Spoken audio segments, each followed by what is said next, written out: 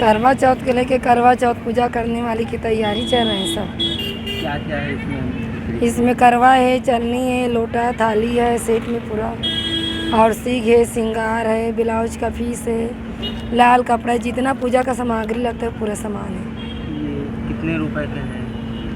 पहला श्रृंगार वाला का पड़ता है, पहला उपास होता है उसका टोटल बन जाता है, किसी का 900, किसी का 1000, किसी का 800।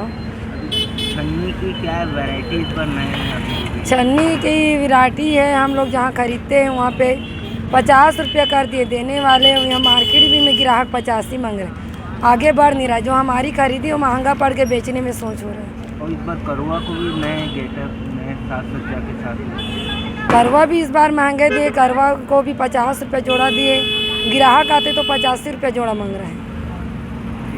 नाम बता। सत्यवती पारदी का विराज टोला गाँव।